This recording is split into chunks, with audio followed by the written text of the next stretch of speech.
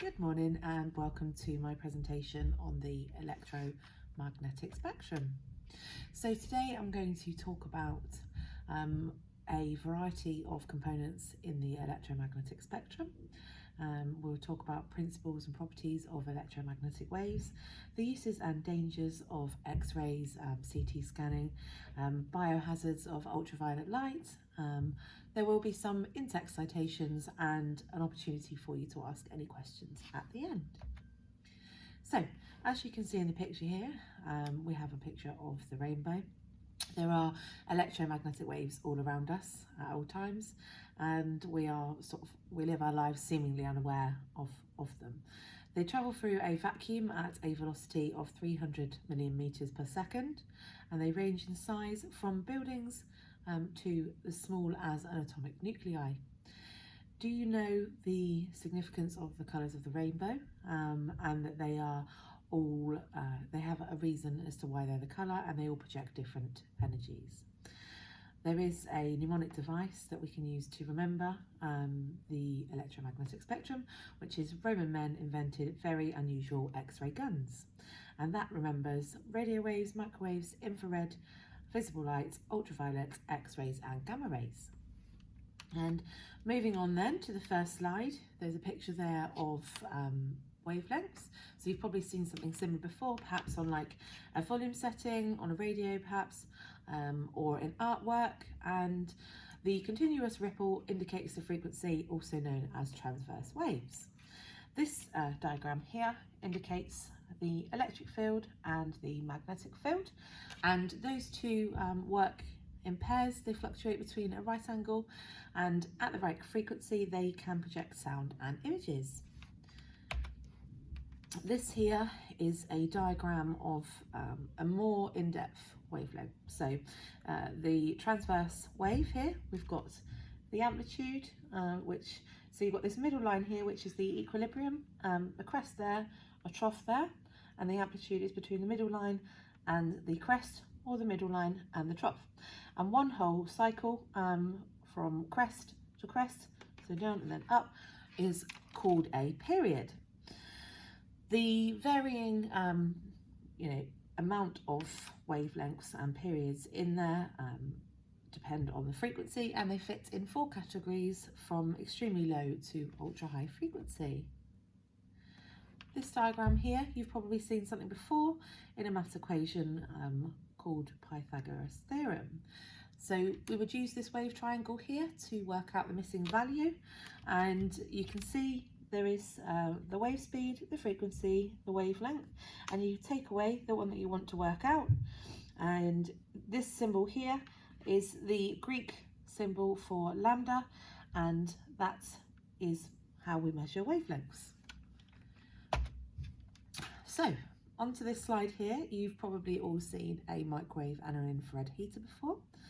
So if you were to imagine rubbing your hands together very quickly, and it projects warmth into your hands. So this is basically how a microwave works. It vibrates together the particles of the food together very quickly until they are heated. So the higher the wattage on your microwave, the quicker this process happens, and that allows for food to reach a desired temperature. Microwave frequencies range from 300 gigahertz to 300 megahertz. Infrared are next to each other on the electromagnetic spectrum as microwaves, and the speed of infrared waves varies from 430 gigahertz to 300 gigahertz. And that moves me on here to an infrared cooker. So there is an oxygen silicon bonded element that has a reaction that creates heat. So once the reaction has warmed the element up, as you can see, it glows orange. You've more than likely seen something like that before, and everything emits at a certain level of heat. So if you've ever seen an episode of Traffic Cops, you may have seen that they get the thermal imaging out to try and find the criminal that's on the run. So this moves on to this picture here. And as you can see, so as I explained earlier, all colours have a representation on the electromagnetic spectrum. So we've got the red here, which indicates the hottest part. We've got the blue around the doors and the windows, which is the coldest part, and the black bit there, which means that there is nothing detected and it's not on the spectrum there. So the light is invisible to the naked eye, but it can be felt as heat if it becomes hot enough. And what they do is they work by detecting temperature. Different levels of infrared light are recognised and captured. And moving on, you've probably recognised this symbol here for Bluetooth, and there's a little astronaut here. So infrared lights, you've probably seen them on the end of your TV remote, the little red diode. And how it works is one diode connects to the corresponding diode from the TV, and that is why if you have, for example, a Toshiba TV, they will only work on a Toshiba TV, and the range for this is around 8 meters. The communications in both microwaves and infrared are remarkably similar, and they work. If you look at the Bluetooth symbol here, microwaves are also used in Bluetooth and communications with aerospace engineers and communications. So that moves me on to X-rays. At some stage in your life, you've probably been unfortunate enough to sit in A&E for several hours whilst you wait for an X-ray on a suspected broken bone. Obviously, a normal camera does not allow us to see inside the body, but an X-ray is produced when a negatively charged electrode is heated by electricity and it's directed towards a metal plate at high velocity. Once the energy collides there with the atoms in the metal plate, an X-ray is produced. There are brilliant use for internal body imaging because they penetrate the tissue but not the bone or the metal. And approximately, a very small amount of radiation is directed in the affected part of the body. So CT scans work in a similar way. You've probably used the burst mode on your camera before, and it takes several shots per second. So this is effectively what a CT scanner does. It works the same way as an X-ray, but because there are multiple images per second, it allows the image to become 3D. X-ray, ultraviolet and gamma rays are all types of ionizing radiation, and this kind of radiation can alter electrons and molecules. So long-term exposure to this can be dangerous and cause cancer, etc. So it is vital that people work in this medical environment are protected. Excuse me. They're normally offered a lead-lined screen or a apron, something similar that basically protects them from ionizing radiation. Normal X-ray and CT scan is around about 3 days worth of radiation, so it is perfectly safe when required. And here we have the helpful acronym. So we've got ROY, G, BIV, and that helps us to remember the colours of the rainbow. So there is a significance on the colours, and this is because we have an ability to see visible light. So obviously we've got red, orange, yellow, green, blue, indigo and violet. And rainbows may rainbows occur when misted water is in the air. Sunlight shines through the water and refracts off the inside boundary at a different angle that creates a rainbow. So sadly, there is no leprechaun at the end of the rainbow, and it is just science. This diagram here explains how it would work on a prism. So you've probably seen that. You have a white light shining through there, and then you have the least deviation and the maximum deviation depending on the refracted angle. This is the diagram that probably best explains the electromagnetic spectrum. So we have everything from gamma rays to X-rays, ultraviolet, the visible spectrum here, infrared and radio waves. So ultraviolet rays have shorter waves, which means that they have higher frequencies and a higher energy. Both of these form part of the electromagnetic spectrum, and shorter wavelengths with higher frequencies are refracted more than longer wavelengths with lower frequencies. Visible light waves are reflected into our vision. So you've probably always wondered why we see things in the colour that we do, and here is a good example. So all of the colours have a measurement. So you've got on here all wavelengths except the 500 to 600 nanometer wavelengths are absorbed by the leaf. So green light is reflected off of the chloroplast in the plant cells, and all of the colours apart from green are absorbed by the plant for photosynthesis. It then reflects back the green, we perceive green, and the eye pigment absorbs the green.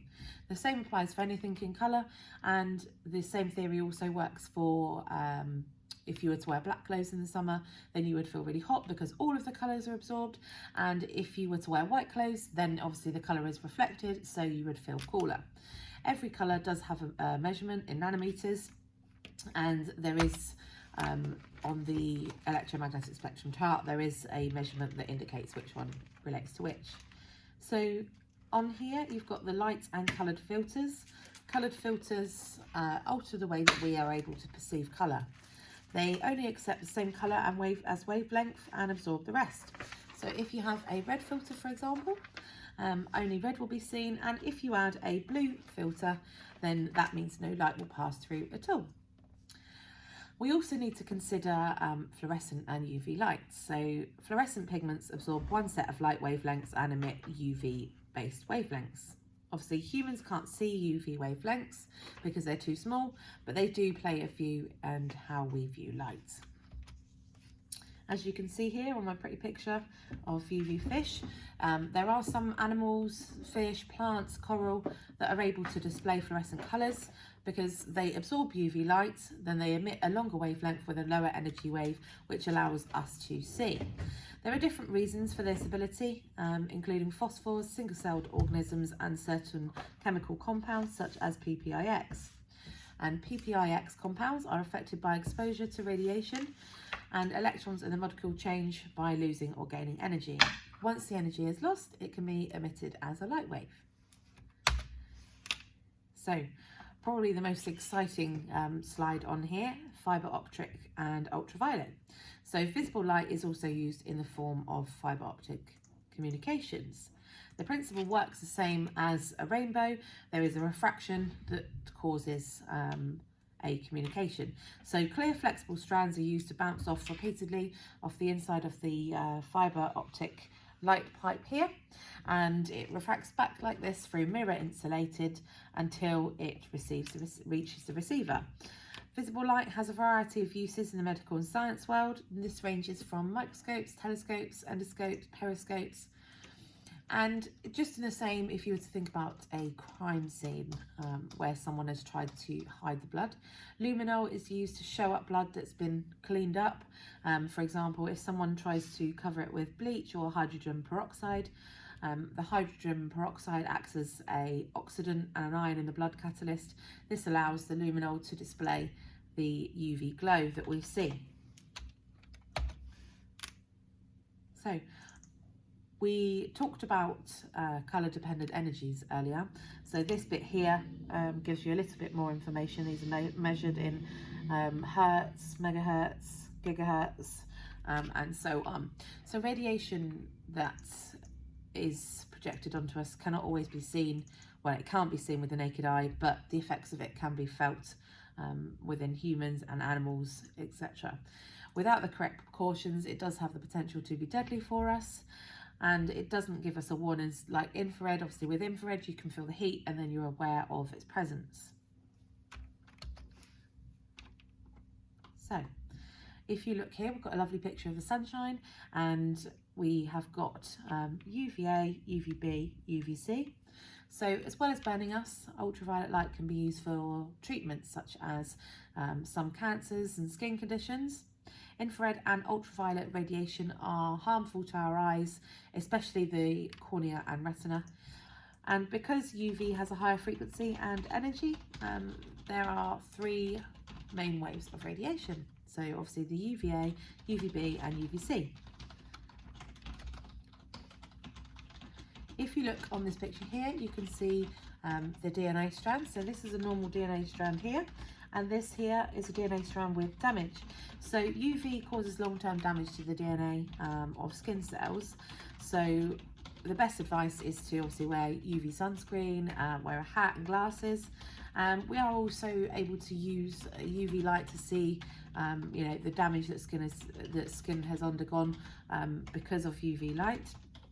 So it's important that we take care of ourselves to prevent things like skin cancer. And then finally, on the final slide of the presentation here, although we are warned of the dangers of radiation from microwaves, ovens, mobile phones, etc., there would be no life as we know it without the electromagnetic spectrum. People are quick to speculate about the dangers of radiation, except 5G, etc. You've probably heard a lot of that in the news. It's a bit of a controversial subject, but obviously people seem to be seemingly unaware of of radiation all around us. So thanks to science, we know that not all waves are dangerous and we can sustain a perfectly healthy life with them alongside us. And instead of being afraid of radiation, we can make use of the electromagnetic energies that potentially harm us, and within a controlled environment and the right protection, we can use them to carry out body imaging and treat illnesses. So although 5G and fibre optic broadband are the must-haves of every technology user, the more outdated primitive radio waves and infrared still have their advances in space. Thank you very much for watching. If you have any questions, please let me know.